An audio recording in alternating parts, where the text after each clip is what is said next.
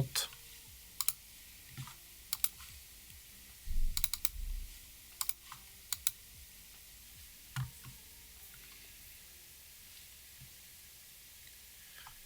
I guess.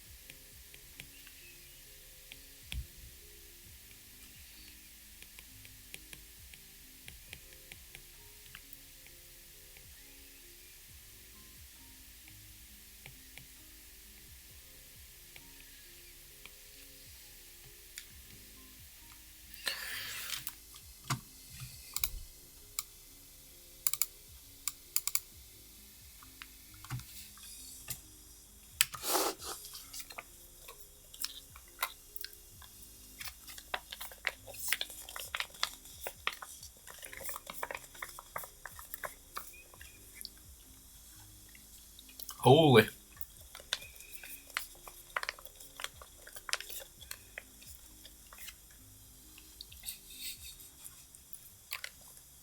It's a good shit. They're protein rich. Quite decent tasting.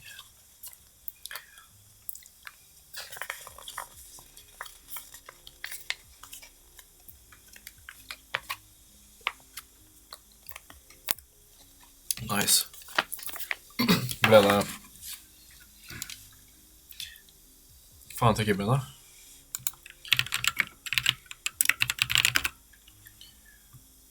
Ja. Nå er Razer Viper Pro. Det blir ikke den her. Ok. Viper, nice. Viper er en wireless, er det ikke? Wireless-musa. Nice. Faen, det er så nice da. Er det første wireless-mus? Once you go wireless, you never go back, you know? Kan jeg endelig counterstraffe ordentlig? Nice. Keyboard med det. Åja! Åja! Ja, det var Razer Viper. Ja, det var den der hvor... de programmerte inn sånn at det er lett til counterstraffe, har det ikke? Har hatt wireless-mus lenge? Ok, ok. Nice. Det er banda. Ah, ok, det er meg. Hadde bare shit keyboard, eller? Hvorfor kunne du ikke gjøre det før, da?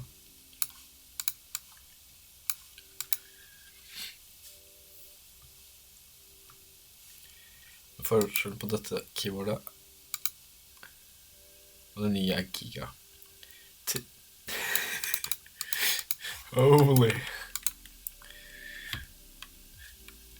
Fortsatt bildet mitt da, som jeg ikke bruker fordi det er dritt. Holy fuck. Fuck det keyboardet der. Nei, jeg må få se det svart altså. Altså, jeg kjøpte for så mye, så det må jo få mye å greie å selge det også. Må jeg ikke? Ok.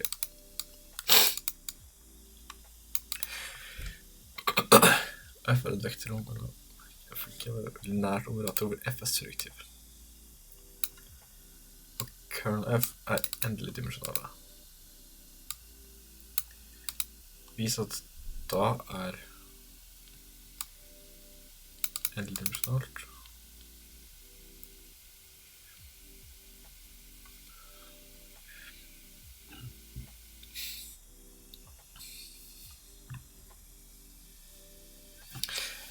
funksjon til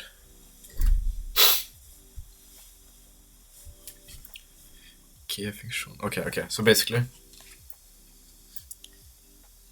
da vil G av F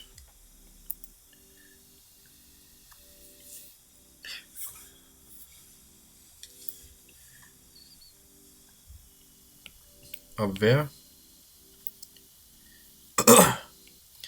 hvor V er medlem hvor V er alle vektorer som går til 0. Ok, hvor V er et element av F av V sendt til 0-vektoren.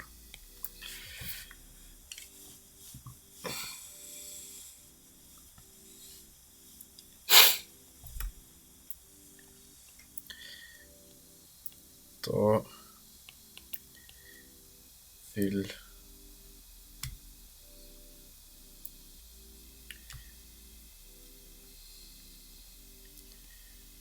også G måtte gi 0.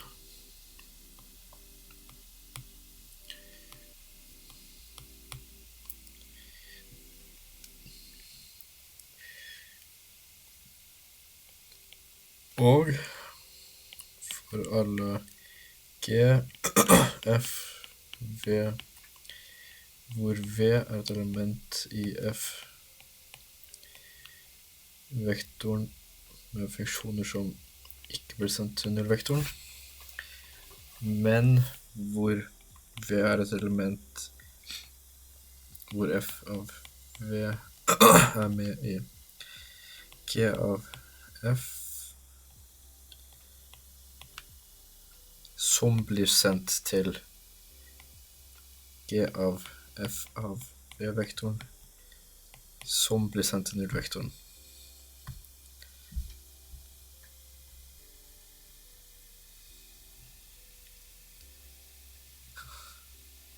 Faen, gir dette mening? I don't know. Matte er så dritt. Ok.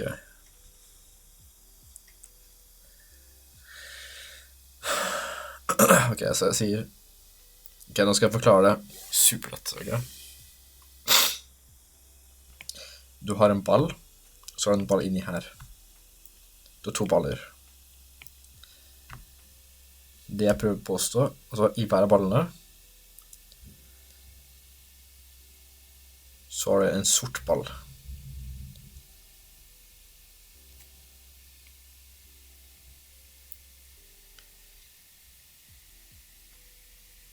To sorte baller, ok? Så det jeg påstår er at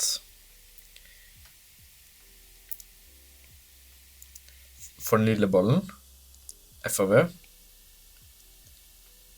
for alle V som er lik 0 i F av V,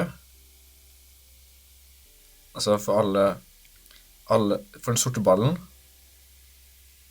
i den ballen her, så må den også gi en sort ball i G, i den store ballen. Det er en påstand jeg kommer med. Jeg påstår også at for alle funksjoner i den her, som ikke er den sorte ballen, altså alt det andre rommet rundt her, så vil og for den sorte ballen her, nei, for den ballen her, hva faen er det jeg påstår egentlig?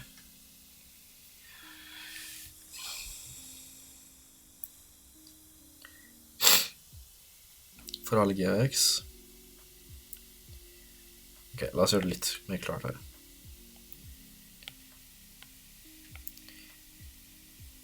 Slik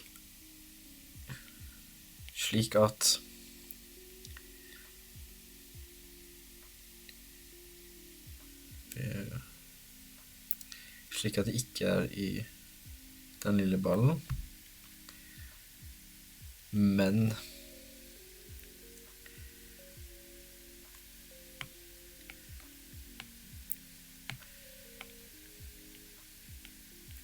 er i den store ballen.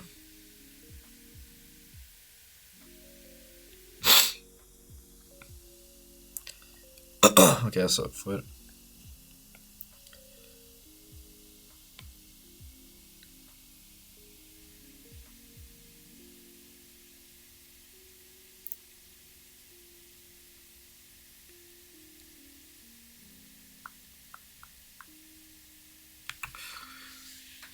I'm dying. Fuck this. It makes sense in my brain. Now, slave, do it for me.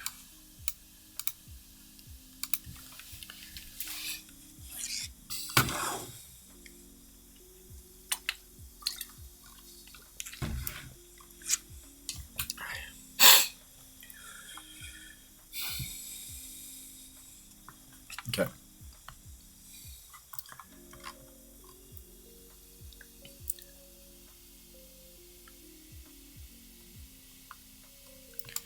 Okay, so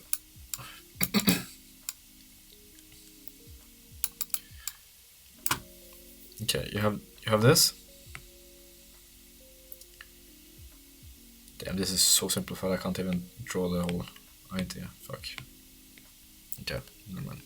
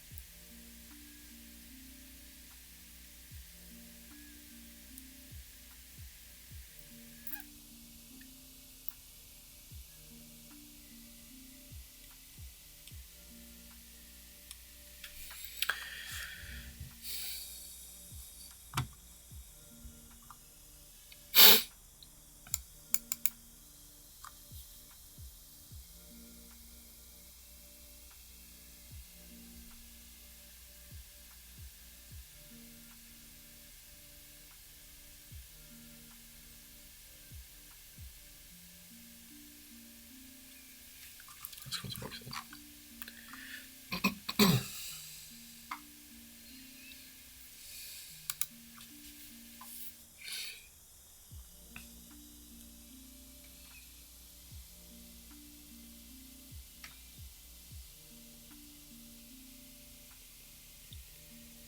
Bro, nice to meet you. Nice to meet you as well.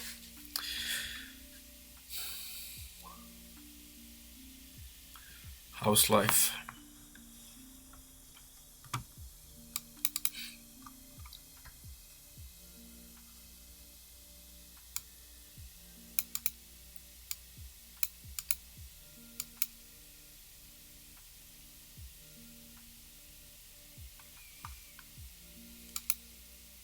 Glad, nice.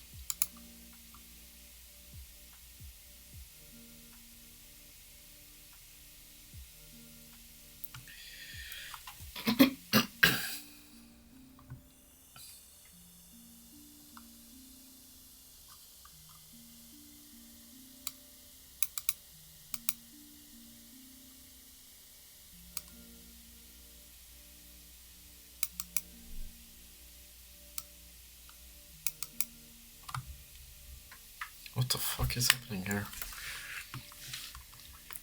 And G be the function, T and U be transformations.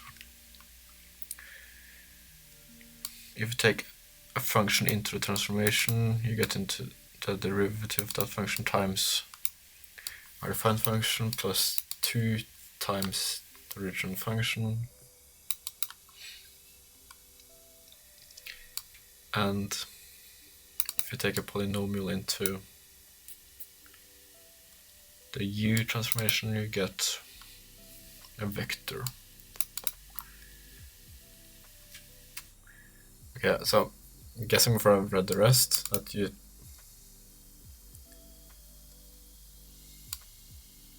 I don't know. So, calculate T from beta to beta. Okay, beta and is that gamma?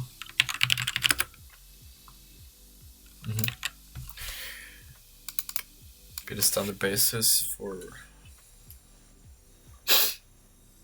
polynomial space in R3. Find these. Then use term 2.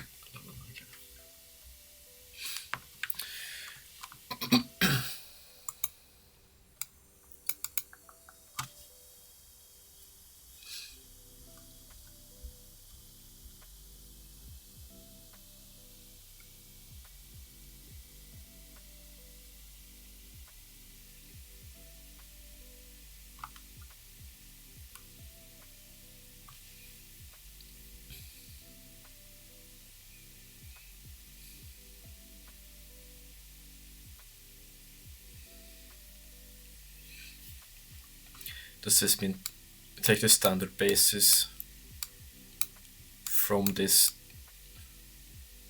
to this? No. This means take the transformation through the standard base or from this. I'm so fucking new to this notation, I don't remember.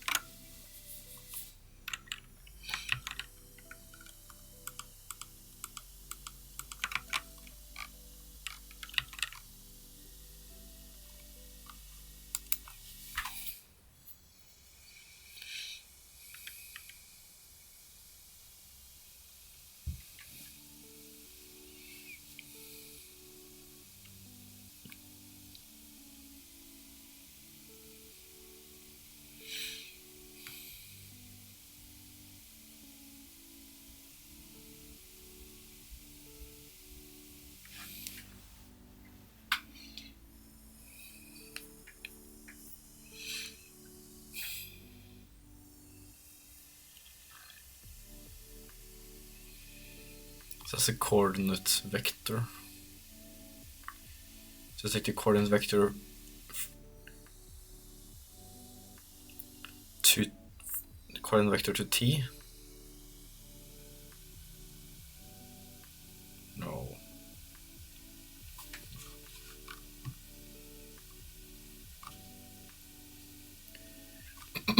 Okay, let's see. Let P be a function in R3.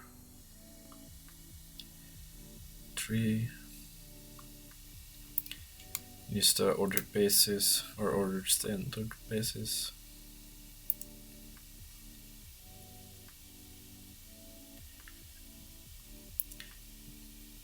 Such that P has a coordinate vector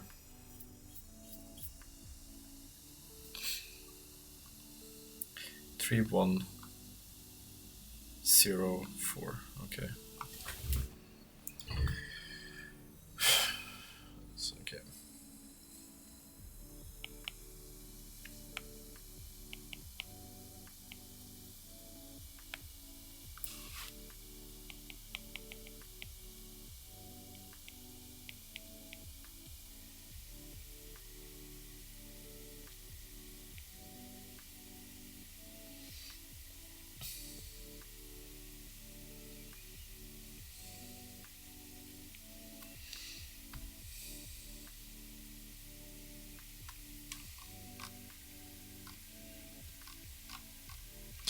Guess we can call it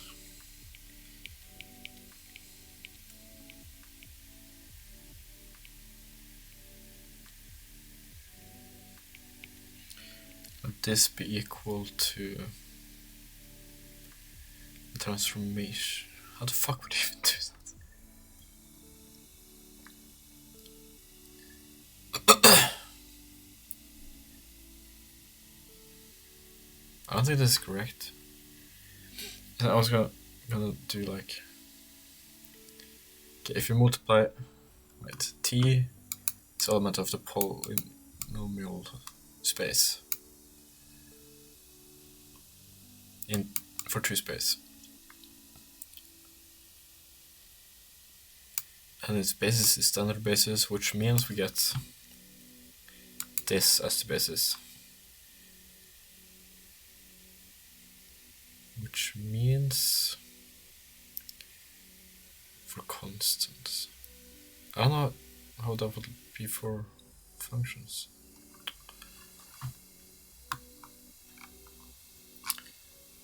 There's not an example here.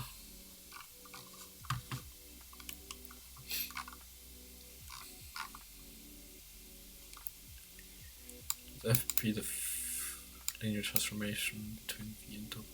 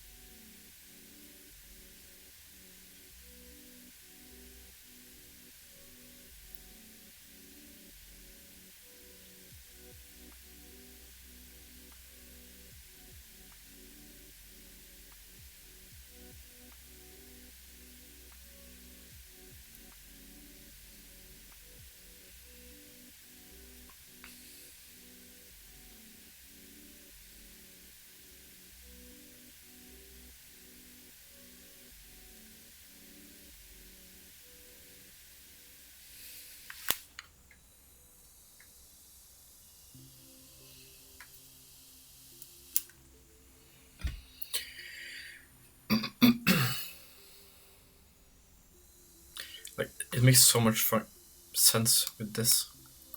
But how the fuck would it... This is T. R2. Okay, I guess we have an example here in function space. Or polynomial space.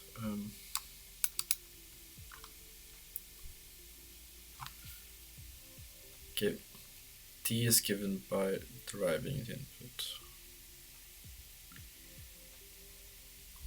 We have 2 bases, one in R3 and R2, such that the representation of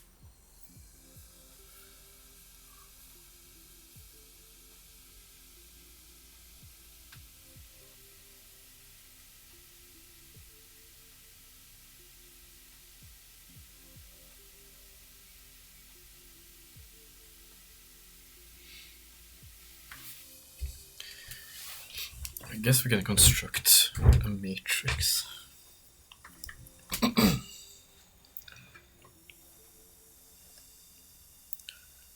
Bravo to Bravo.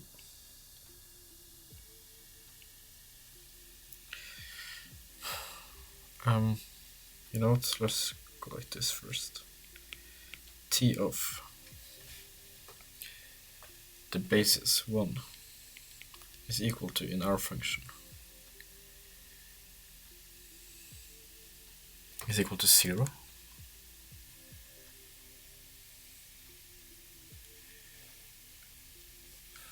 Yeah, okay, so when you derive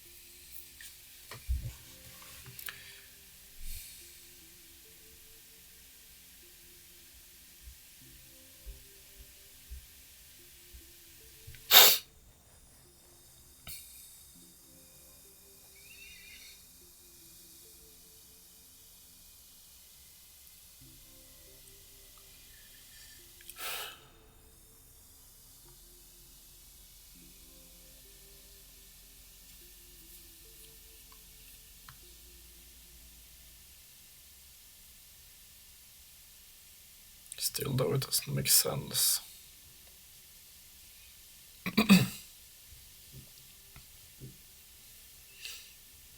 Okay, so T of Bravo is equal to, I guess we can call this a matrix, where we have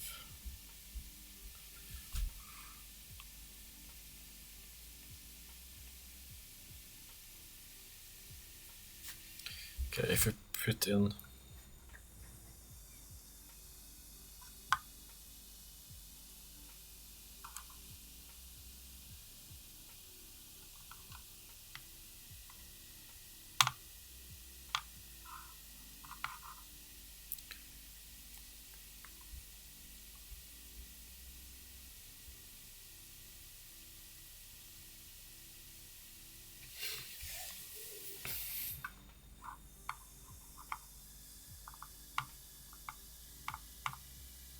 do we just get the same function here?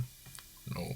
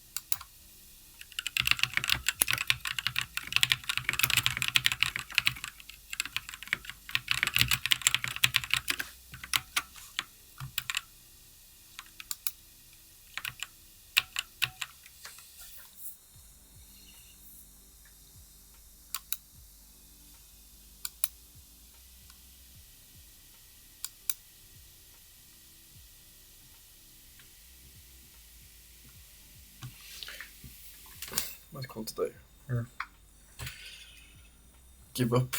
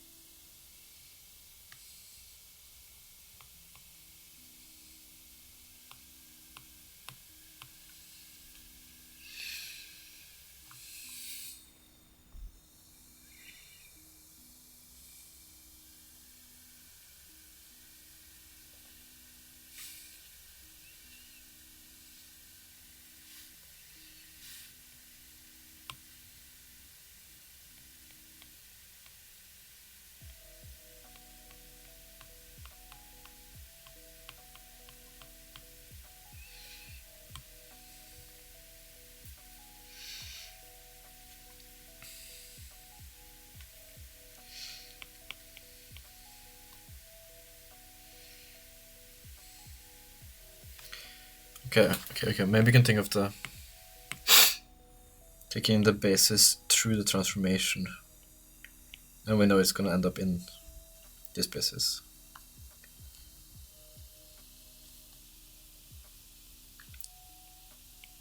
Okay, so T is a transformation such that it transforms this from, or between this space to this space, of a vector.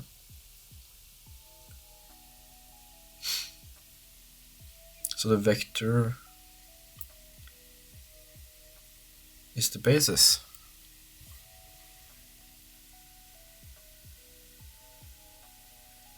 No, that doesn't make sense.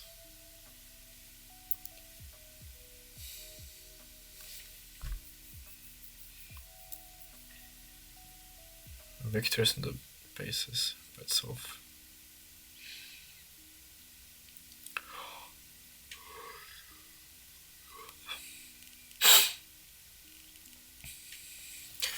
We're basically doing that though.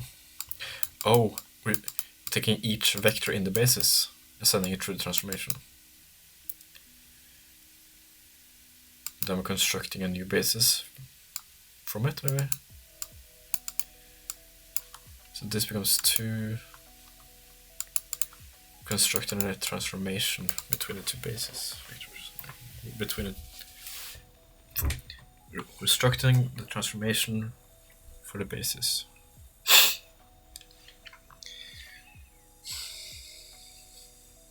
Okay.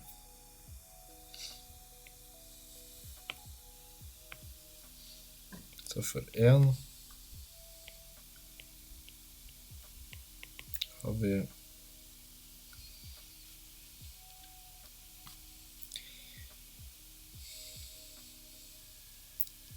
I guess f of x is equal to 1.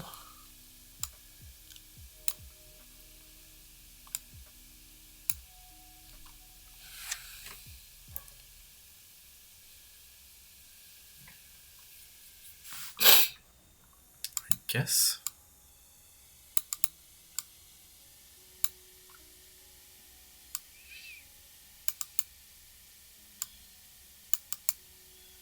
Oh, there's like 10 steps here, okay.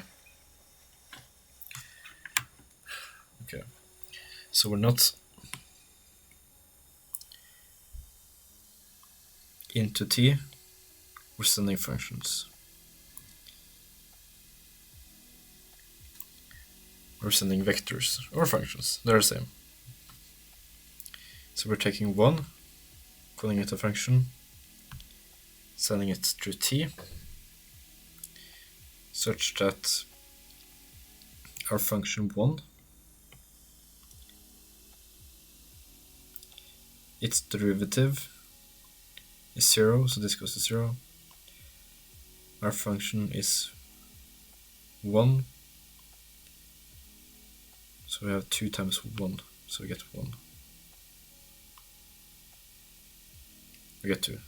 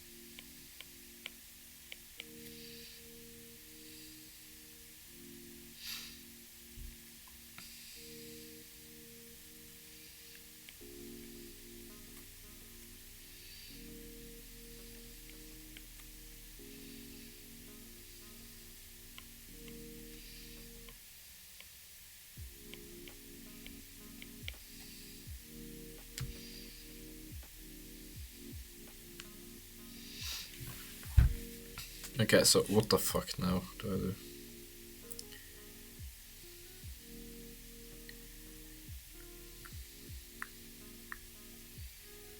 Is this not correct?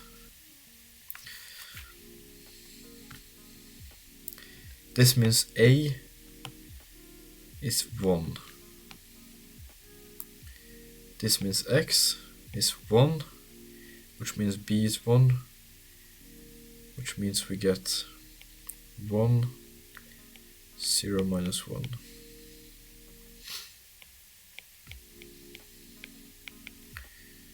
This means C is 1, 0, 1, 0.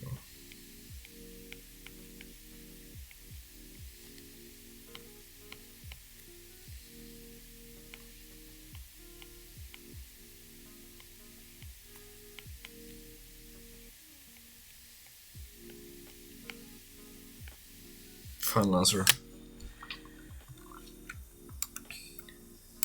Holy moly. Good shit. Okay, I think I understand now.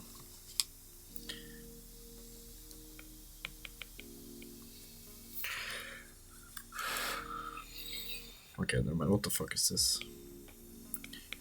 UT from Bravo to Gamma.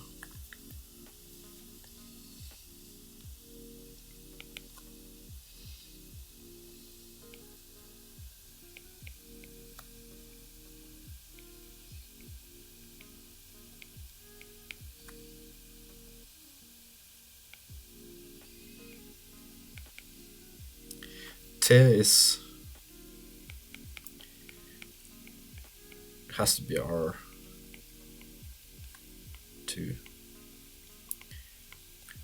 Since you use the loss function, this is probably R3, I guess. Where U of T of X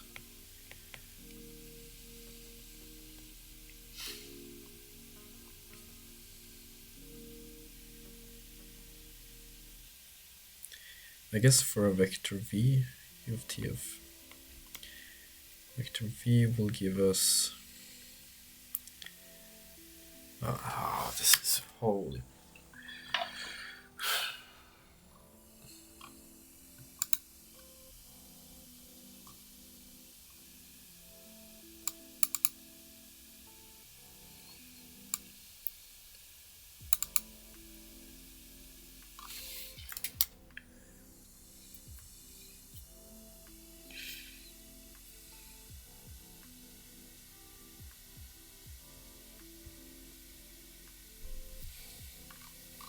Oh, okay. Happy me.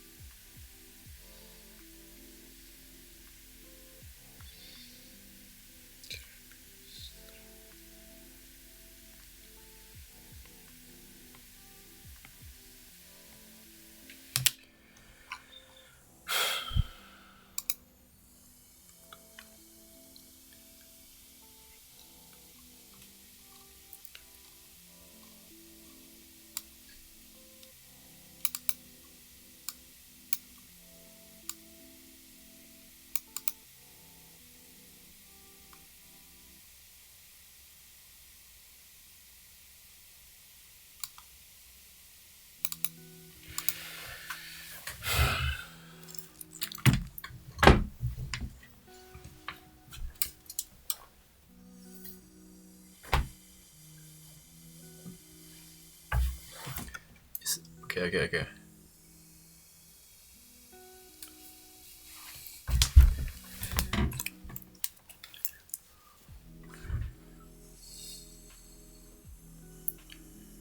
I can be smug here. If I go, I don't have the book. I don't need to.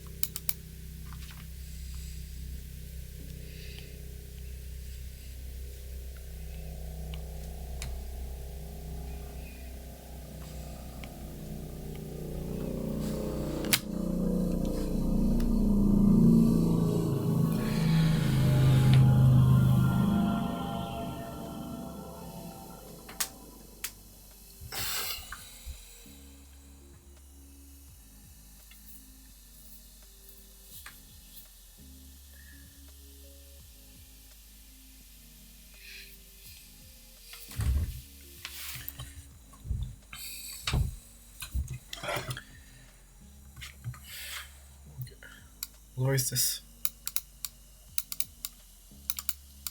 Is this an operator? I think this is an operator.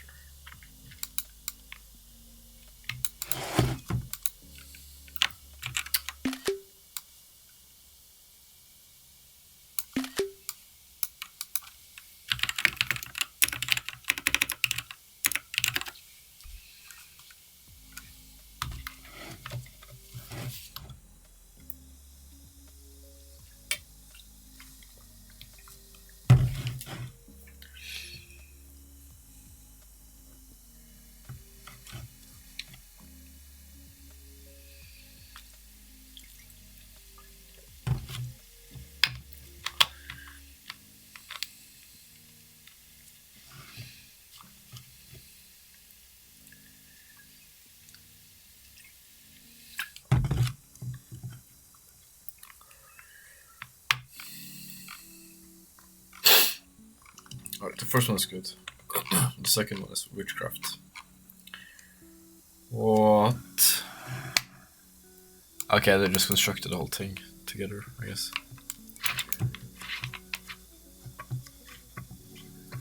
Right, since we have 2-2.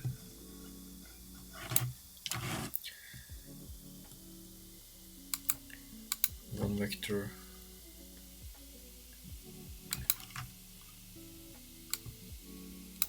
Okay, so I guess you have 1 0 0 0 0 1 0 0.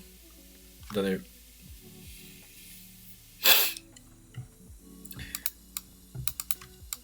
okay, I think mine is better.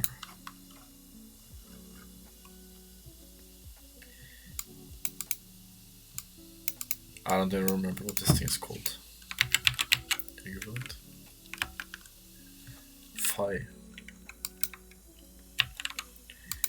Phi beta is the image of M.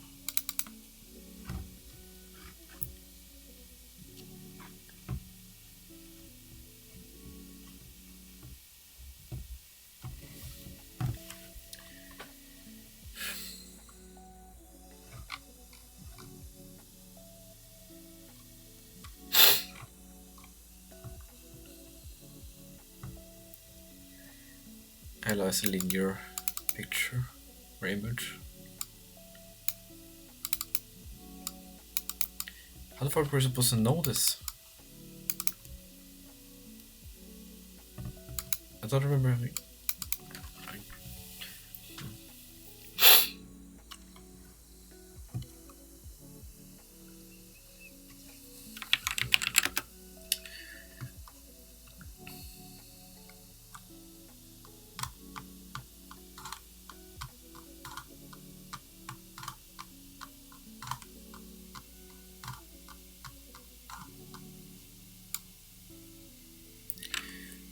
Zone tour intervals. I think intervals tomorrow.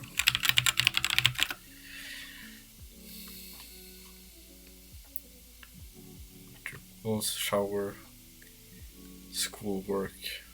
Okay, I think it's good. But that means I can eat some snacks today.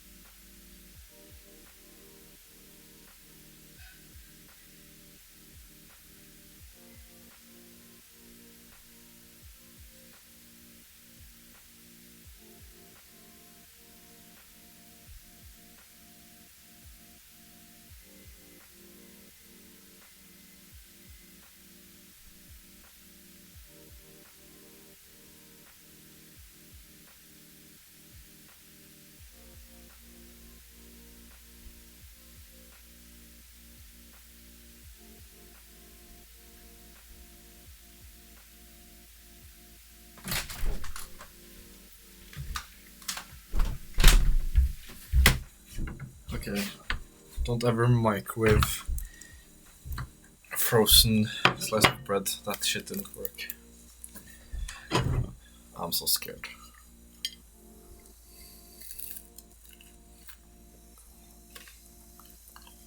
It's like icy bit warm.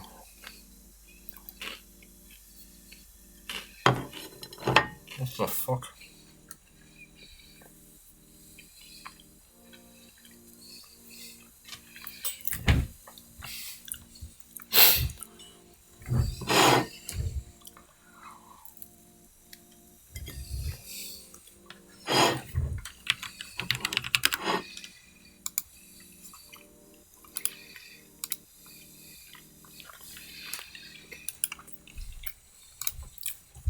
That shit goofy as fuck.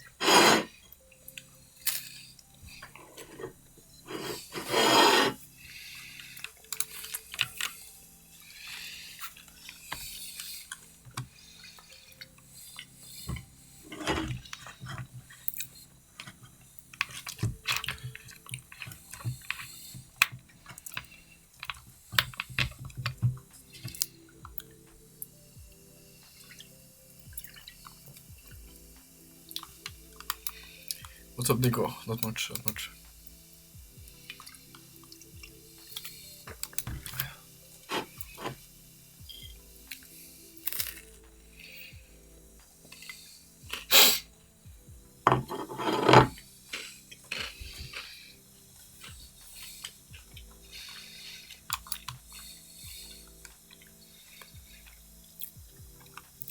What math this is? Linear algebra.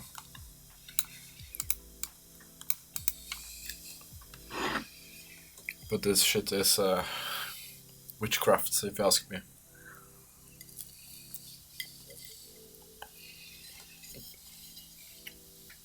Oh, nice. Nice, nice.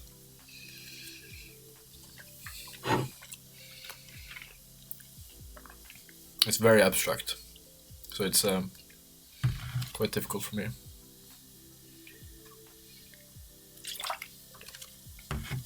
Funny enough, most people don't find this, or most of the people I study with don't find this too difficult. I don't know why. I believe it might be the way I think about problems. I think I might be very visual. And I might, when there's only like syntax, logic, I'm having a hard time mapping out onto the real meaning of the operations, I guess. Maybe.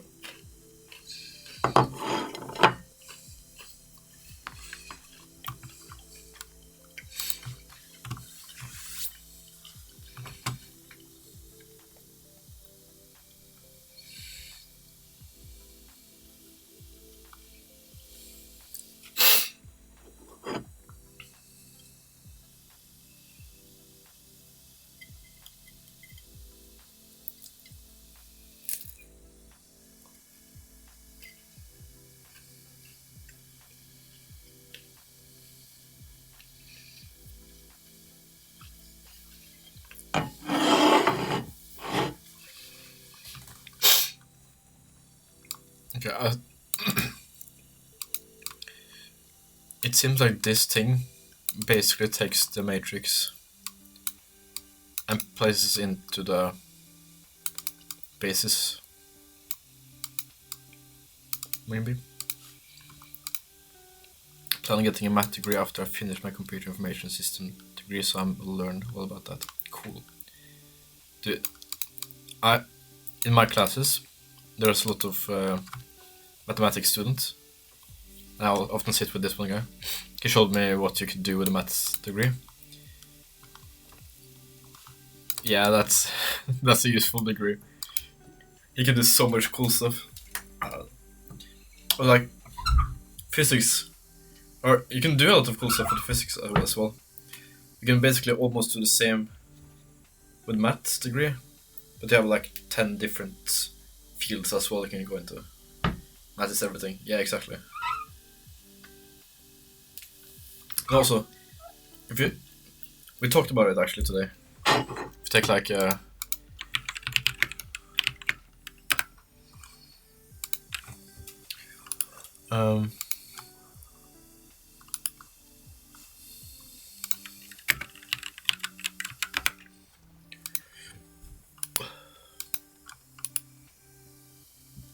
it just this thing maybe?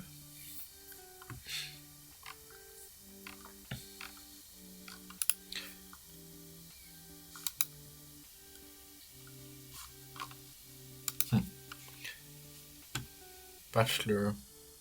It might be this thing, I guess. Yeah, this. Yeah, okay, this thing.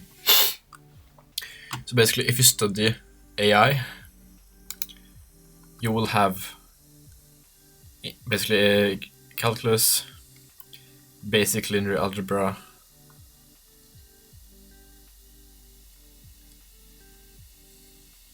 and that's the only math you take.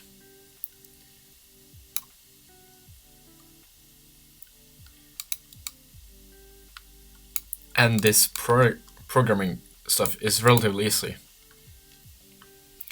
So basically, we were talking, and both of us think that you're basically in a better position if you study mathematics to work with AI than study the AI course. Like there's not even close enough mathematics to do this. You have an intro to linear algebra. That's like 3 years. Okay, that's like 3 or 4 courses at least away from having the maybe not 3 or 4. Okay, we can see how deep they go. This is my second linear algebra course, and I have like I think 2 more. Considering I'm already studying tech, I wouldn't be a bad idea. Yeah. Plan to explore computer science on my own for as well. Cool. Yeah, computer science is relatively easy compared to mathematics, in my opinion, at least.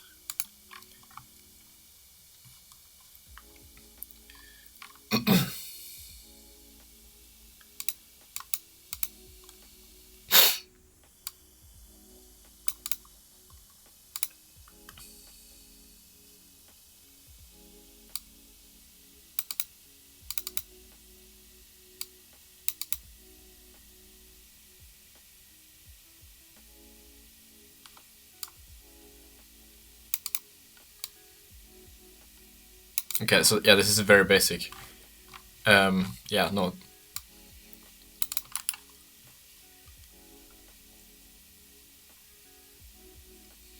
Yeah, you're not even learning about gradients or tensors. How the fuck are you gonna work in AI without having been taught the most fundamental operations in AI or AI systems, I guess. I think I start next year, give myself a break, cool.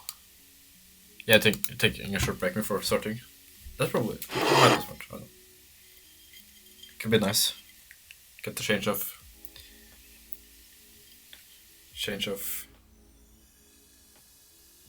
pace, I guess. I don't know.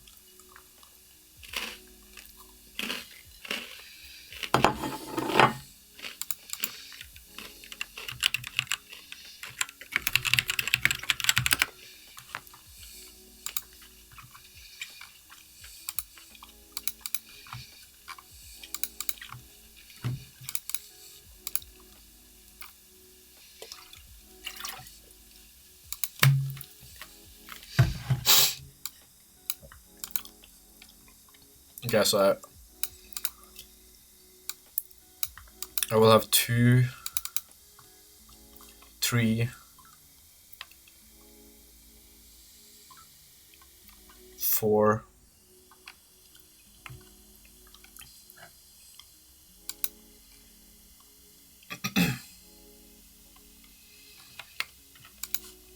I will have 4 more mathematics courses that's relevant to AI than the bachelor where you're supposed to study AI. maybe this might not be the most relevant. Complex function theory, Fourier transfer, Laplace transformations. No, linear ordinance, partial differential equations. Yeah, all this is relevant to AI. Like I will be in a way better position and know way more about AI than this course.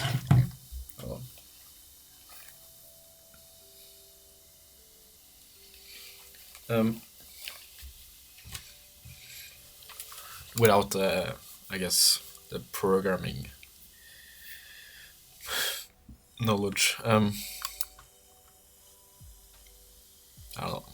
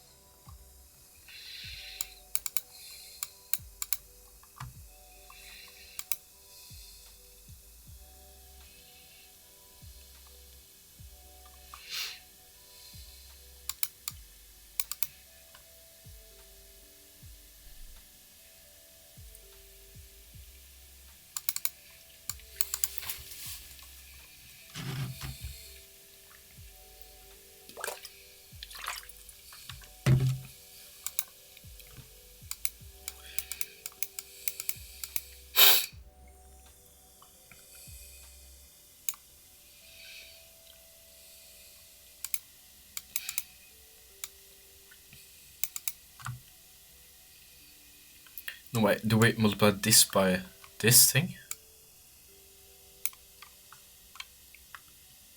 I don't know.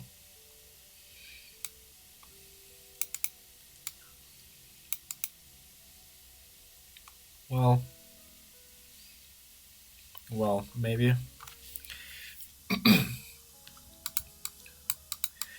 Okay, I'm just gonna yap.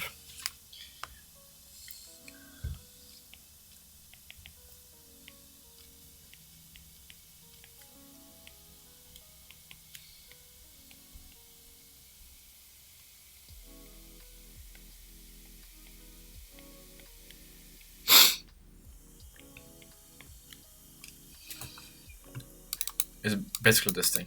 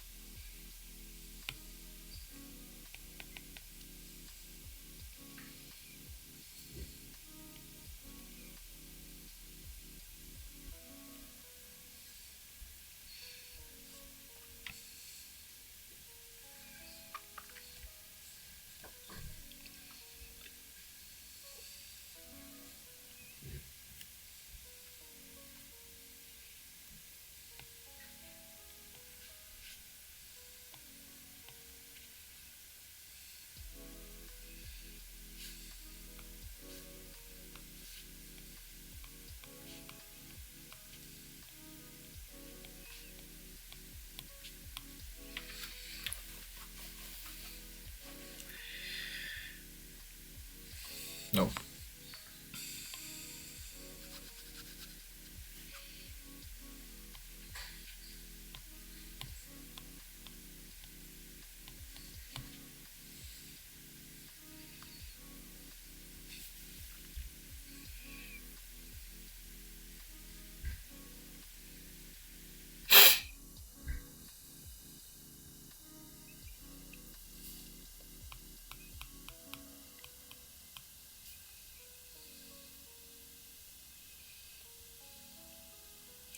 I think this essentially says the same thing.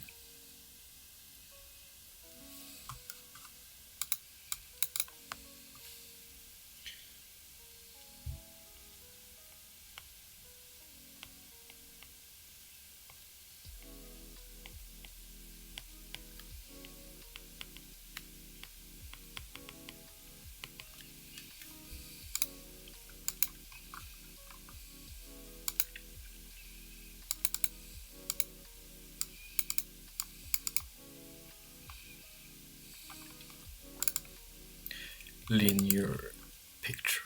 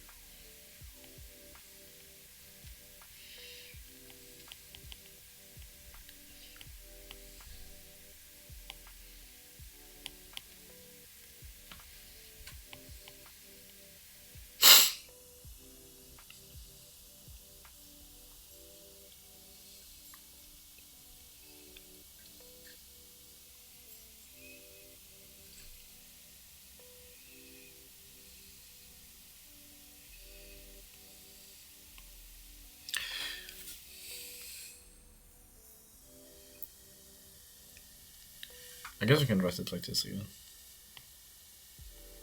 Oh, this is correct.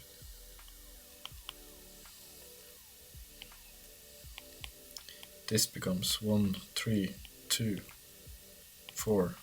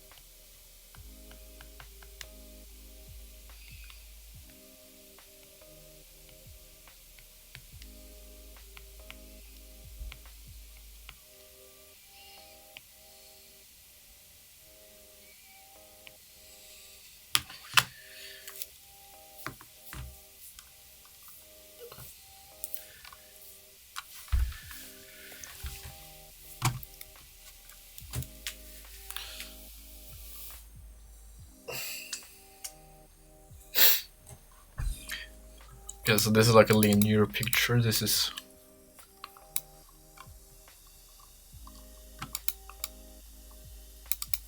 a linear picture.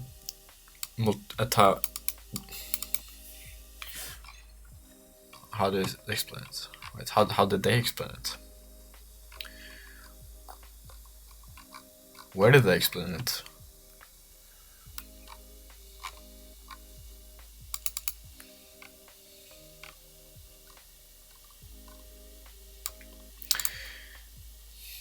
Okay.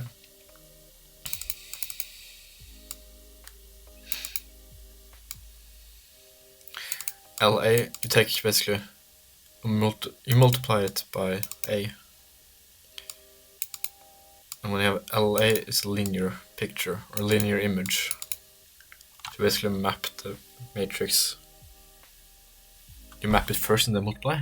I guess you do. Yeah, okay. And phi beta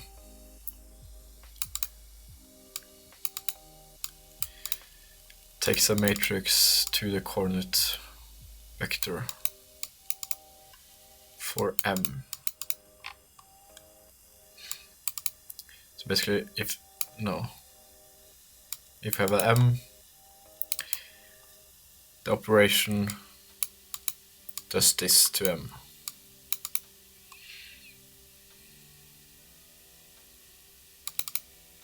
Where E is like, it's the identity matrix with only one operation, which is multiplied by 1. So it's basically, this is basically just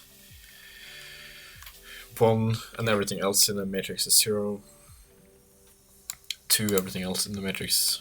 And 1, yeah, you get the point. Okay, cool. So this was exercise 3. 4. Did we do 6? No.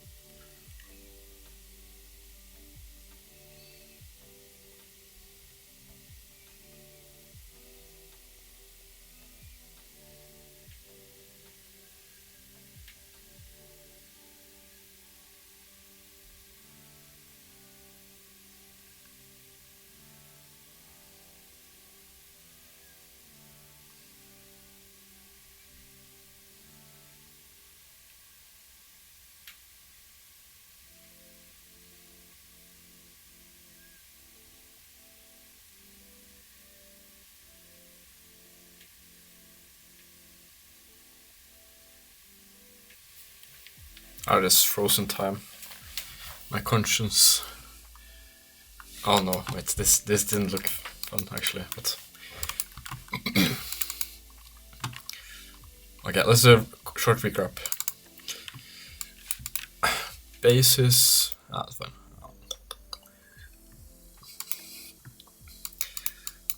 Transformation. I sort of remember. Okay. Yo. Okay. This sort of takes the M. What's this operator called again? I don't remember. Take the dot product between the linear. Okay, I'll remember it now at least. What the fuck? Wait. Blackboard.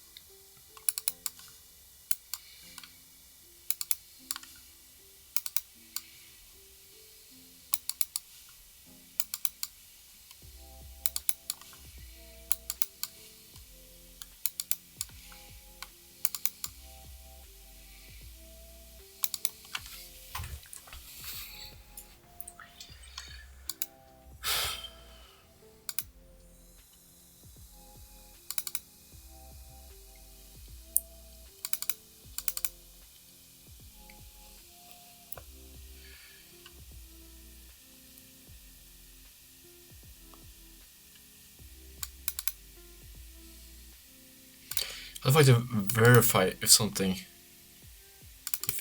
I guess I'll just take it on vibe.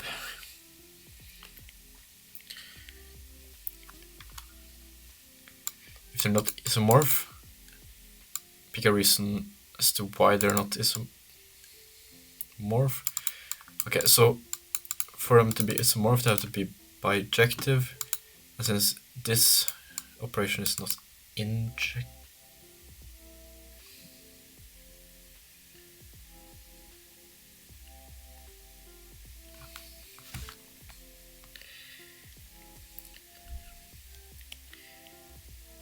Okay, so this is not surjective.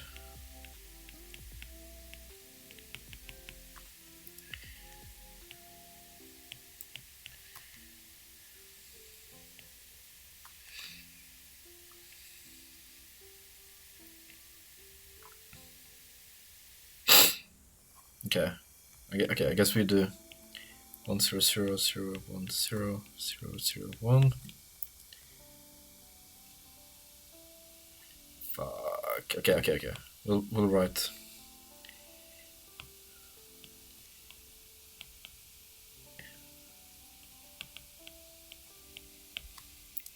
Okay, you will have the standard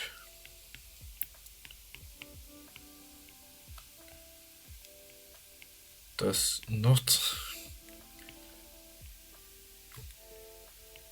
go to 1x squared x.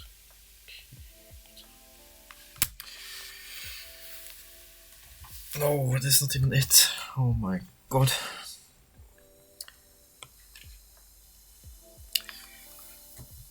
Okay, I think I'm actually going to head out. Oh.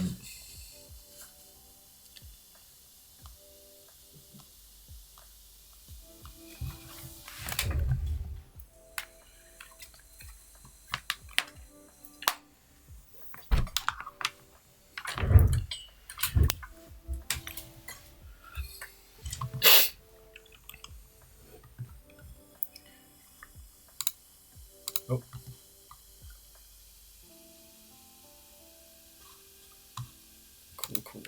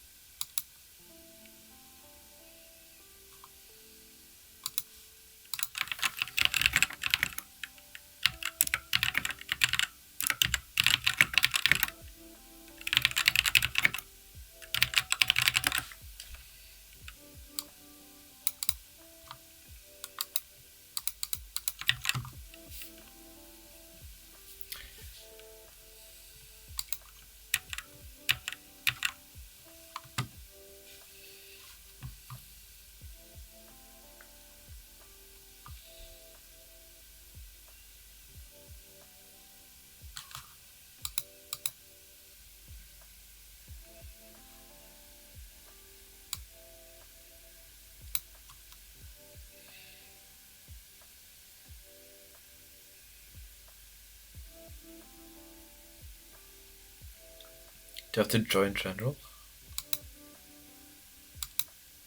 Maybe.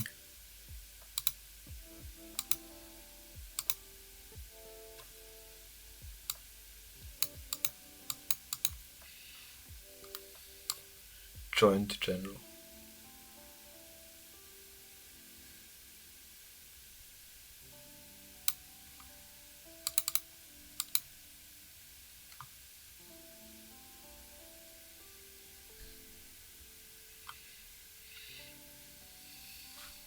I guess it works.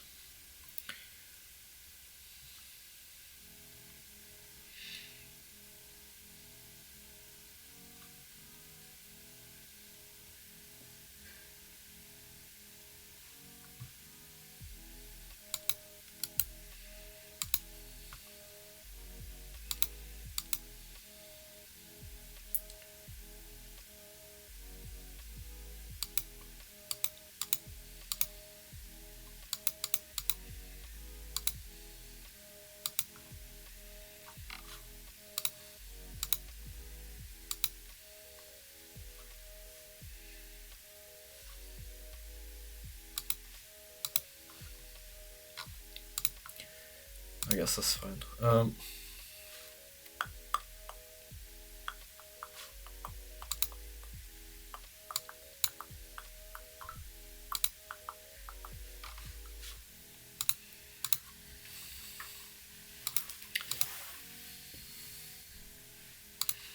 I was searching on ChatGPT for who is Orson Kovatz.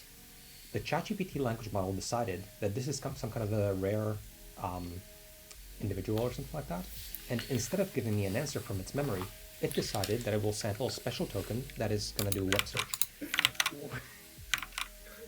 And we saw briefly. When is it an eighth?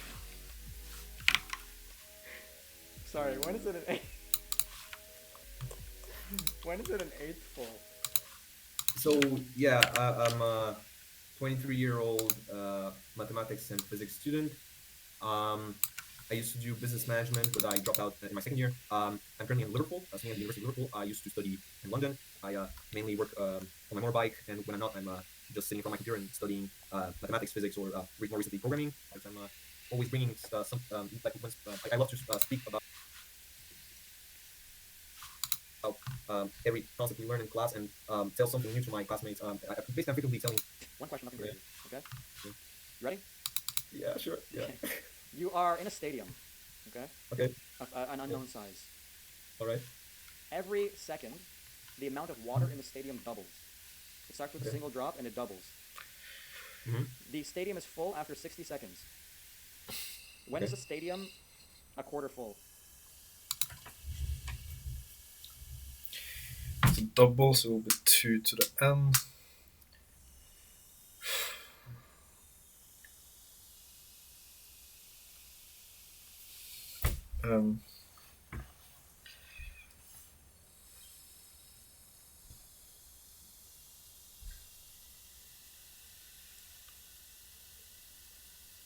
Just doubles every second. Okay, doubles every second. So 2 to the n. Let's say x is full. So 2 to the 60 is max. So 2 to the 60 divided by 4. When is a stadium a quarter full? I guess, okay, it's not 2 to n, it's like...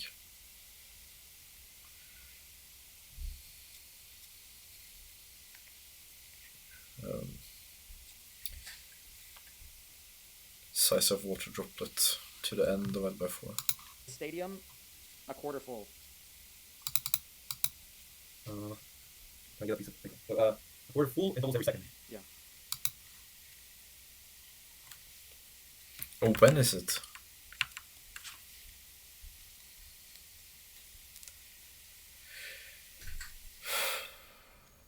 Yeah, okay. So,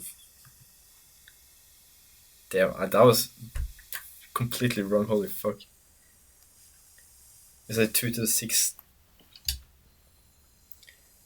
Okay, water droplet to the 60th power is full 59, 58. Then okay. Can I get a piece of paper? We're full, it doubles every second. Yeah. So 2n, right? 2 n the exponential. A quarter full.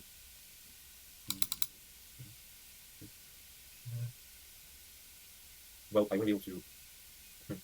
Wait. Doubles. So. But what if so if it doubles each second, and you start with 0? That means Start with one drop. You don't start with oh, zero. with 1 drop. Okay. When well, I don't have enough information to enough information to be able to, is the some relativity hidden? If you're not sure, you can ask questions, but you've already given me you need to solve the question. So recall to me what important bits of information was such a. Well, the way I see it is I can imagine it as a function of the sort 2 to the power of n, where n is some natural number, and I start with 1 drop, but I would have to know this 1 drop how it's what proportion it is to the entire container stadium in this situation. Why do you need to know that no one's stadium's full? Sorry, why do I need to know it to know when the stadium is full? So this is the parameters of the question. So you are standing in a stadium with a single drop of water. Mhm. The amount of water in the stadium doubles every second, and after 60 seconds, the stadium is full. So when is the stadium a quarter full? I'm probably more than not seeing the answer. But, yeah. So you're unsure? Yes. So you force it?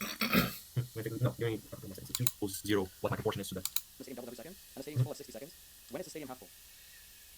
Well, okay. 2 to the 59? I don't know. I don't know if you can give an answer. I don't know. Like, what's your answer and what's the reason for it? 2 to the 59. It just, yes. I'm asking how many seconds? 59. Okay, and how'd you get there? Well, Were you with the guy? no, honestly, How I did don't. you get there? Oh, shoot. Okay, so my logic is full. And 1 second before that is a quarter.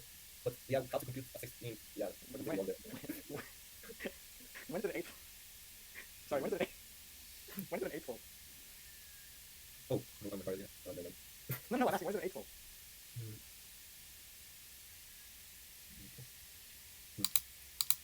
Fine. I know you don't, because 57.5 is not the right answer. So, there's a couple of things that happen here. First of all, and this is just giving you a feedback so you can reason for your performance to get better. Okay? Yeah. The first No, thing is, I can take like a joke. I understand. I understand the irony of like some internet kid like coming in. Oh, I want to be your contributor. no, let's not even go there, because honestly, like, anybody can aspire to do whatever they like, and just because you screw up this one question, that doesn't mean your career is over. I just want to give you advice so that you can know in the future how you can better answer a question like this. So the first thing is, it seemed like, I'm not sure if this actually happened or it was a coping mechanism while you were answering the question, but I told you twice that the pool fills out at 60 seconds. Before you said, oh, the pool fills out at 60 seconds, so either you didn't hear or whatever. Okay, so what I'm getting at is you need to write all the parameters down on paper. So you need to remember these things. And that might be a nerve thing. You might have just been nervous and just not heard it. Okay? So write these things down on paper so you don't have to ask the interviewer again, oh, there's this massively important parameter that I didn't hear that's extremely relevant. Another thing you need to realize too is like, if you give me the right, you got the right answer for the half, and you got the right answer for the quarter, but there seems to be like a disconnect as to how you actually got that answer, because you couldn't explain it, and 2, you couldn't even take it a single step further and tell me how much an eighth is. Right? If it doubles every second, going from a quarter to an eighth is 1 second. In back in time. I'm not asking you like, when is it 3/8 full? Right? All I'm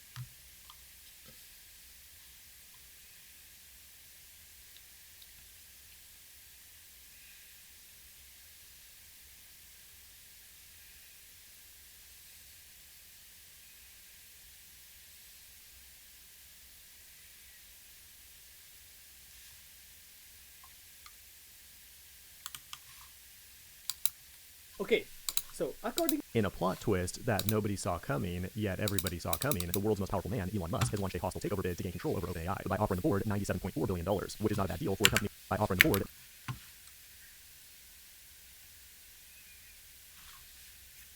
$97.4 billion, which is not a bad deal for a company with only $3.7 billion in revenue that burns through over $5 billion per year. Unfortunately, Sam Altman has already declined this generous offer and even made a counteroffer to buy Twitter. Elon then responded by calling Sam a swindler and came up with a new nickname of Scam Altman. People are calling Elon a financial terrorist, but there's more to Elon's offer than meets the eye, and it's yet another 5D chess move to troll his arch nemesis and finally beat the game of total world domination. In today's video, we'll analyze the recent charts fired and what could be the most consequential beef of our lifetimes. It is February 11, 2025, and you're watching the Code Report. Whether you love him or hate him, you gotta give Elon credit for his impressive developer portfolio. He made electric cars cool, he put internet in space, installed brain chips in us, it took control of the federal government, and is well on his way to fulfill the prophecy in Wernher von Braun's 1954 book, Mars Project, where a character named Elon becomes the leader of Mars. But he's still missing one critical piece to win the game of total world domination, and that piece is artificial intelligence. He already has XAI and Grok, but OpenAI has become like Coca-Cola. It's just overpriced sugar water, but there's a ton of value in the brand name. You can get cheaper AI from RC Cola and better tasting AI from Pepsi, but Coca-Cola still dominates. The thing about OpenAI is that it's trying to go from this weird capped profit structure to a full for-profit public benefit corporation, and that doesn't sit well with Elon because he donated around $50 million to it when it was a non-profit. That's toilet paper money to Elon, but he's refusing to let this rug pull go because he cares too much about the safety of humanity. That's what he says, but OpenAI released receipts a few months ago showing how Elon wanted to merge OpenAI with Tesla and take control of it back then to fulfill his manifest destiny of bringing the world AGI. Now, despite this generous offer from a guy who's currently going as Harry Balls and offering circumcisions at a 50% discount, it might seem a bit low considering how SoftBank just valued OpenAI at $260 billion days ago. But the interesting thing about Elon's offer is that it's only for the non-profit, which OpenAI says is fairly valued at $40 billion, and they want to keep that value as low as possible in transitioning to the for-profit structure. You can't buy a non-profit outright, but you can buy its assets, and in this case, one of its assets is control over the for-profit, and that means if it's truly valued at $40 billion, the board of directors would be crazy not to sell it to Elon for over double the price, at least in theory. But what it does in reality for the time being is complicate OpenAI's transition to for-profit, because OpenAI profit needs to compensate OpenAI non-profit for its ownership of OpenAI profit. And what that means is that jacking up the price of the non-profit makes it more difficult for the non-profit to abandon its mission of creating AI for the benefit of humanity to sell itself out for a for-profit mission for the benefit of shareholders. Not to mention, Microsoft is entitled to a share of OpenAI's future profits, so it likely complicates that deal as well. Now, I highly doubt that Musk is doing this for autistic altruistic reasons, but Altman is no good guy either. I feel like I'm reliving 1866 all over again. No different than when Cornelius Vanderbilt tried to take over the Erie Railroad, while Fisk and Gould used market manipulation to fight off a hostile takeover. But there are other elements at play here too, like OpenAI is about to release its own chip, and just a few weeks ago they released a chatbot specifically for government. Meanwhile, Elon is running Doge, which has been uncovering all kinds of waste and abuse of taxpayer money, and the entire deep state is terrified of this 19-year-old hacker named Big Balls. The unfortunate nickname, Big Balls. He's one of Elon's Doge employees and is now a senior advisor to the U.S. State Department. And now my Illuminati employee paid by USAID is worried he might lose his job. Ultimately, though, the likelihood that Elon actually buys OpenAI is extremely low. It's currently sitting at 3% in the betting market. So one thing's for sure, the great Elon Altman beef is far from over. This has been a Code Report. Thanks for watching, and I will see you in the next one. to our brothers mathematicians, a tensor is an algebraic object that describes a multilinear relationship. Dude, I hate tensors. They're so fucking confusing. They're like, you basically have, fuck, I don't know. It's like the change in not normal force. It's like how It's basically the normal force. For okay, it's not the change in normal force. It's like how.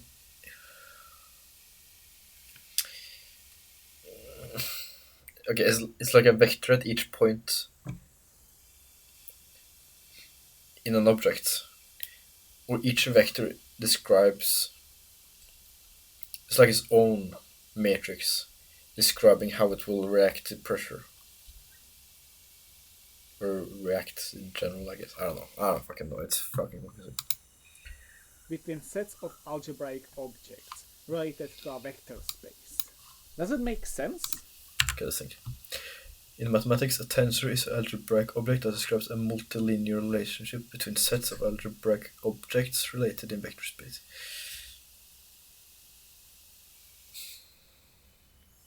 Multilinear, okay, I guess like it's linear relationship between sets, but it's relational in between many ways, I guess. Algebraic objects related to a vector space. Does it make sense? Let's find something more easy. Tensor product. A type PQ tensor is defined in the context of an element of the tensor product of vector spaces. Something else. This perfectly shows my life. Trying to read Wikipedia, not understanding shit, trying to read ChatGPT, understanding a bit, but still not understanding enough. I don't know. A definition via tensor products of vector spaces. Given a finite set V1 up to Vn of vector spaces over a common field F, one might form their tensor product V1 up to Vn, an element of which is termed tensor. So the cross product between each vector space is the tensor.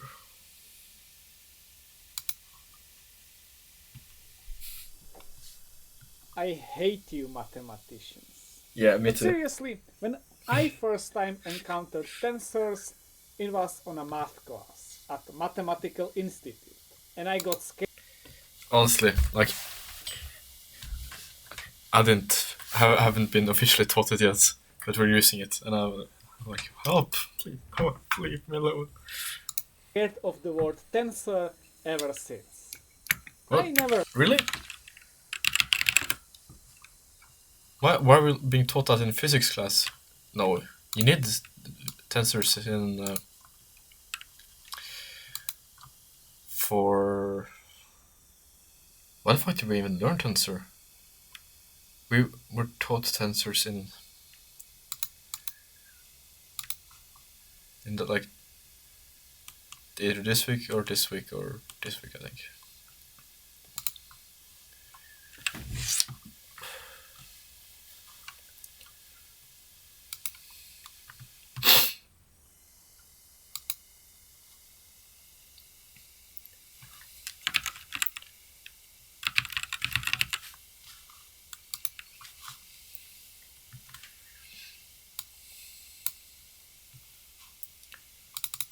How cooked am I?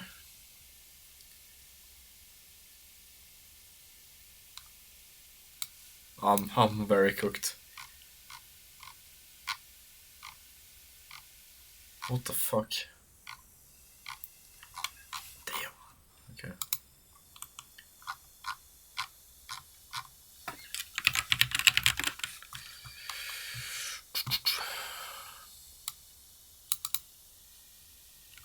Okay, it's like an overview, I guess.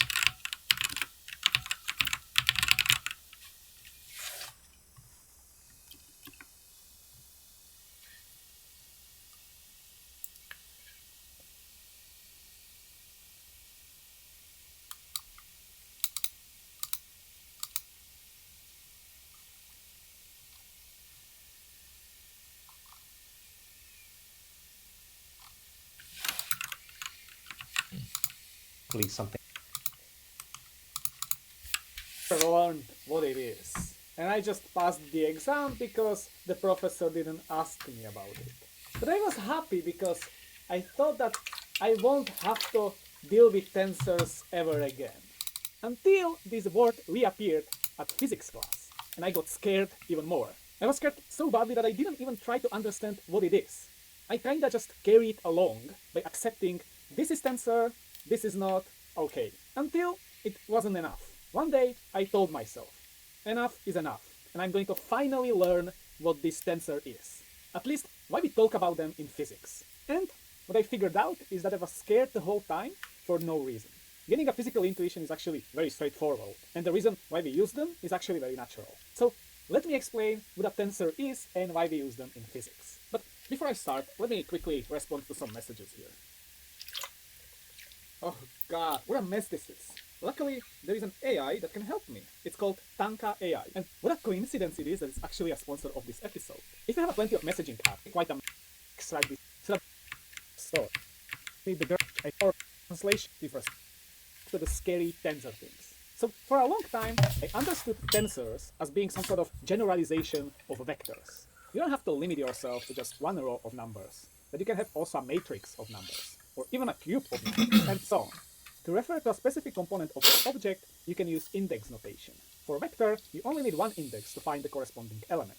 For matrix, you need 2, and for cube, you need 3. So we can write it in this generalized form, where the number of indices represents the rank of the tensor. So this is rank 1, rank 2, and rank 3 tensor. You can also add a scalar with 0 indices, and call it a rank 0 tensor. Then, by the range these indices run through, we determine the dimension of the tensor quantity. In physics, we use Latin letters for 3-dimensional quantities, which is the XYZ component, and Greek letters for 4-dimensional quantities. In special or general relativity for T, X, Y, Z. And finally, how to kinda imagine all of these objects. Well, the scalar is easy. It can be a temperature at a point, for example, or mass of an object, and so on. So it can be represented by a single number. A vector can be, for example, velocity, electric and magnetic field, and so on. And these are represented by an arrow, which has one direction and length. Rank 2 tensor is kinda more tricky, but it is usually explained by the stress tensor, where on each independent plane you can have 3 force components. So I imagined that it is just more and more complicated versions of the same. These indices don't have to be always up, but also on the bottom. If they are up, we call them contravariant, and if they are down, we call them covariant. And they are connected by the metric, which is also a tensor. And I was still kinda confused why all of it is defined this way. Why we need upper and downstairs indices, and so on. And that is how I understood tensors for a long time. But then, when I was taking the general relativity course, I heard about these Christoffel symbols, which are used to define the derivative of this don't have to be always up, but also on the bottom. If they are up, we call them contravariant, and if they are down, we call them covariant. And they are connected by the metric, which is also a tensor. And I was still kinda confused why all of it is defined this way. Why we need upper and downstairs indices, and so on. And that is how I understood tensors for a long time. But then, when I was taking the general relativity course, I heard about these Christoffel symbols, which are used to define the derivative on a curved manifold, which you can understand as something that describes the gravitational force. And then I heard that it's not a tensor, and I was like, what? Why? It has 3 indices, 1 up, 2 down, so it should be rank 3 tensor, 1 time contravariant and 2 times covariant. So where is the problem? And I also remembered that angular momentum, which we know from classical mechanics, is not a vector. It can be represented by an arrow, but arrow is just representation of something. It is not the quantity itself. So while we can represent the angular momentum by an arrow, it is not a vector. But why? It has 3 components. Bro, so this is destroying my whole perception of this whole field. What the... Stop. we could say it's rank 1 3-dimensional tensor. And I was very confused about rank. That's a vector. That's a vector. What? Is it not? Why? It has 3 components, so we could say it's rank 1 3-dimensional.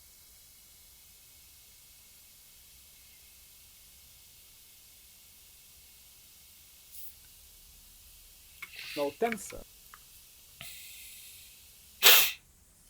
And I was very confused about why we call some quantities tensors and other not. But trying to understand this using Christoffel symbols is difficult. Just too many indices and dimensions. So now I'm going to tell what tensor is, so that it's sensible for physicists. So mathematicians, cover your ears. A tensor under a certain set of coordinate transformations is a quantity that has invariant magnitude under such transformations. So what does it mean? In physics, we usually work with several types of coordinate transformations under such transformations.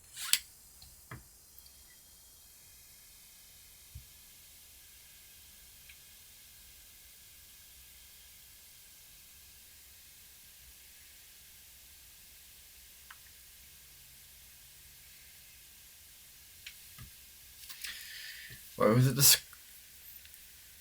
use itself in its own definition? A tensor is a tensor under a certain set of coordinate transformations. Okay, maybe we can read it like this. Under a set of coordinate transformations, a quantity that has invariant magnitude would be a tensor.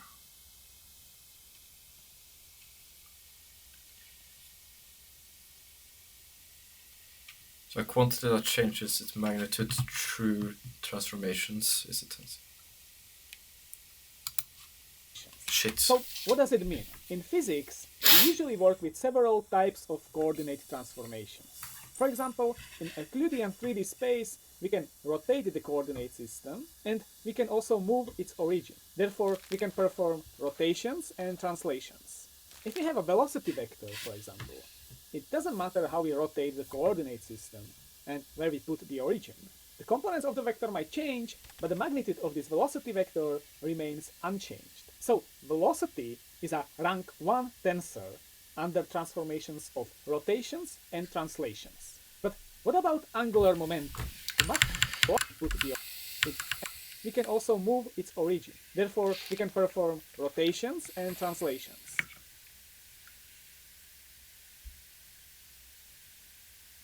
If we have a velocity vector, for example, it doesn't matter how we rotate the coordinate system and where we put the origin. The components of the vector might change, but the magnitude of this velocity vector remains unchanged. So, velocity is a rank 1 tensor under transformations of rotations and translations. But what about angular momentum? The mathematical expression for it is a vector product of a distance from the origin times momentum. So the magnitude surely depends on where I put the origin. If you put it close to the moving body, it is small. And if I put it further away, it's bigger. So angular momentum is not a vector. It's also called pseudo-vector. Okay, now let's talk about something more physically relevant. What about Galilean transformations? In Galilean transformations, you can perform a boost, which means you transform the coordinates into a moving frame. So while one observer would say this spaceship is moving with a certain velocity, the co-moving observer would say the velocity is 0. So these two observers disagree on the magnitude of the velocity vector. And therefore, velocity is no longer a tensor under the Galilean transformations. The same is true for angular momentum, of course. So what does it physically mean when a quantity is not a tensor? And why it is so important? And it means that the quantity is not real in some sense. In Galilean transformations, the velocity not being a tensor reflects the Galilean principle of relativity. Tensor is way math. Holy fuck.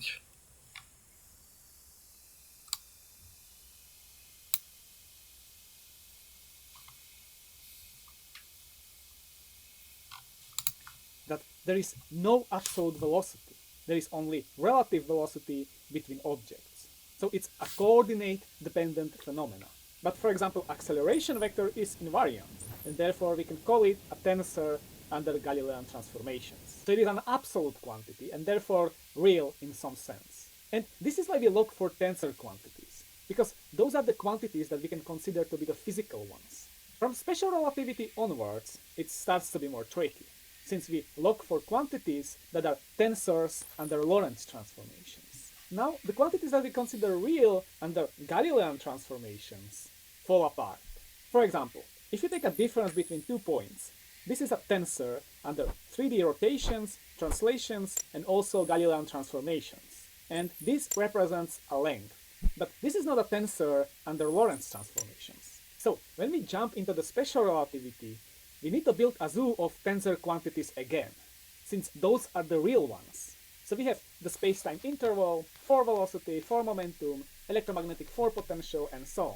So it is not the length interval, nor it is the time interval, but it's the space-time interval that is the real one. And I say that we have 4 velocity as tensor.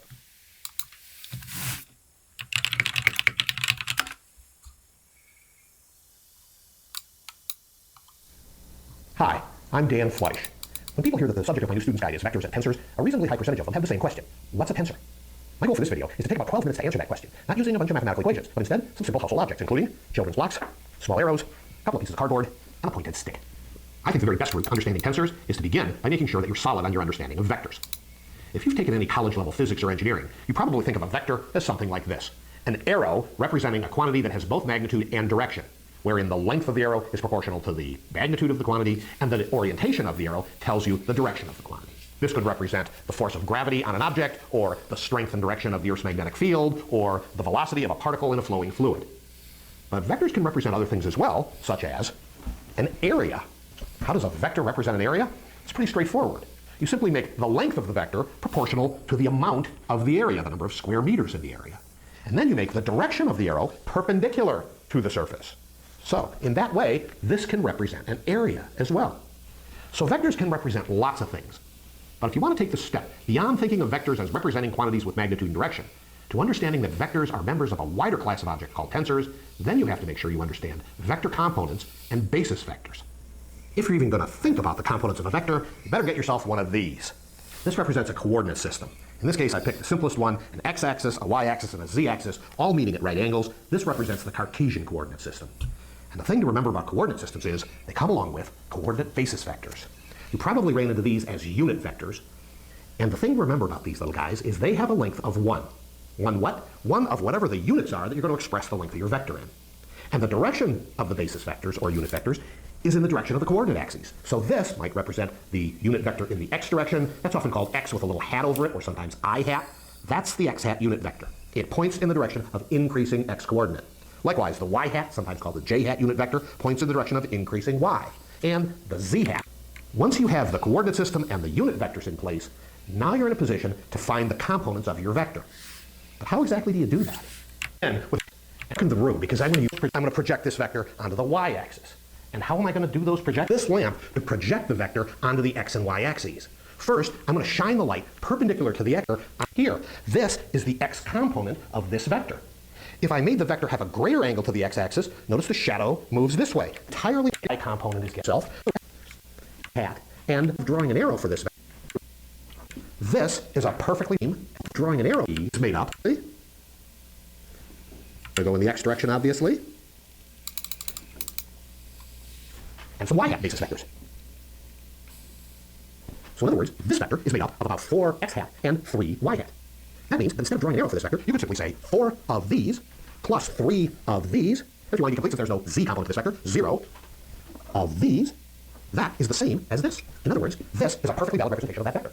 And of course, if you know the basis vectors, you wouldn't even have to put these on, would you? You could simply use these components as your vector. You could write in a little array. You could even stack them up. You could even in other words, or x hat, this vector, instead of these axes, or I hat unit vectors, y direction, getting bigger. Another way of visualizing vector components is to ask yourself, to get from the base of the vector to the tip of the vector, how far do I have to go in the x direction, and how far do I have to go in the y direction? In other words, how many x hat or I hat unit vectors, and how many y hat or j hat unit vectors would it take to get from the base to the tip of this vector? I can show you this if I get rid of these axes, and just line up some x hat basis vectors. These are going in the x direction, obviously. And some y hat basis vectors. So in other words, this vector is made up of about 4 x hat and 3 y hat. That means that instead of drawing an arrow for this vector, you could simply say 4 of these plus 3 of these. If you want to be complete, since there's no z component to this vector, 0 of these. That is the same as this. In other words, this is a perfectly valid representation of that vector.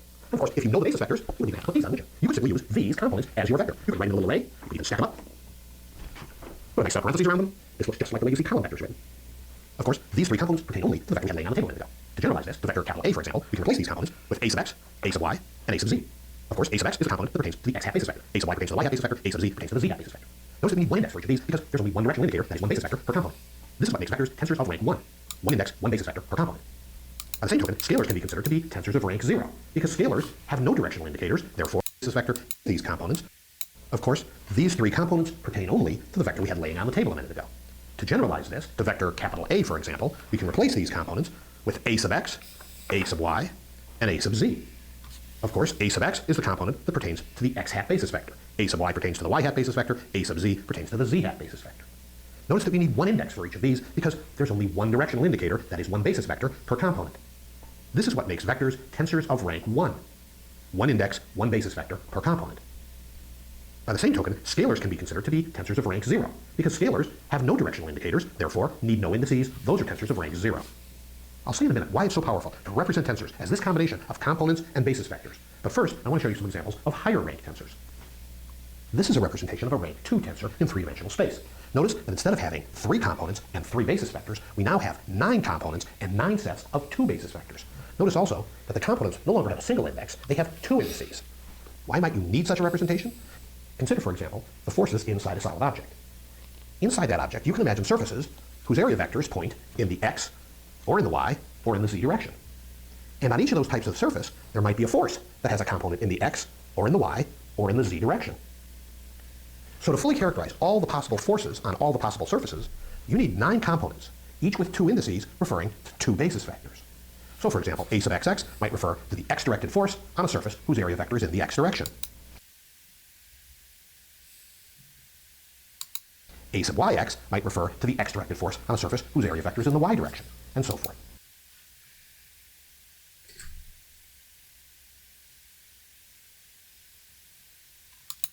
This combination of 9 components and 9 sets of 2 basis vectors makes this a rank 2 tensor. This is a representation of a rank 3 tensor in three-dimensional space. 27 components, each pertaining to one of 27 sets of 3 basis vectors. I'll zoom in a little bit here so you can see the components better. Notice that now each component has 3 indices. A sub xxx pertains to 3 x basis vectors. A sub xyx pertains to 2x and 1 y basis vector, and so forth. This entire front slab has x as the third index and pertains to these 9 sets of basis vectors. The middle slab all has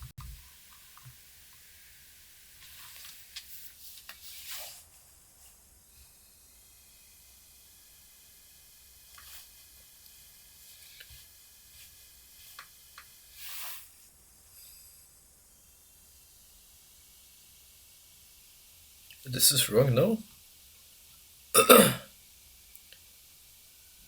You need one that points upwards, don't you? Or one that's laying here.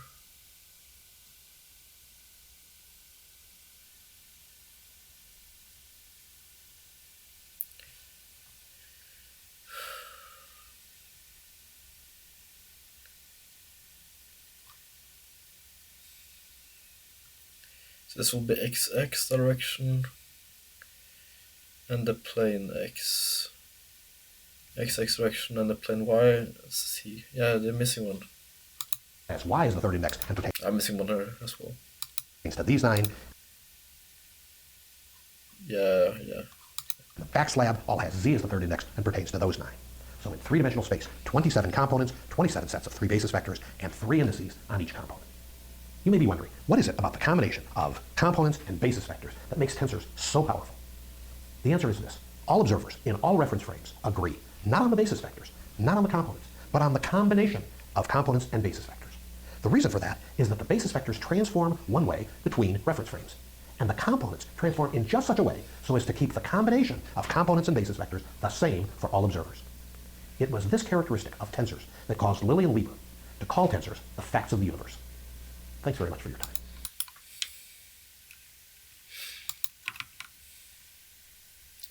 Okay. I'm head out.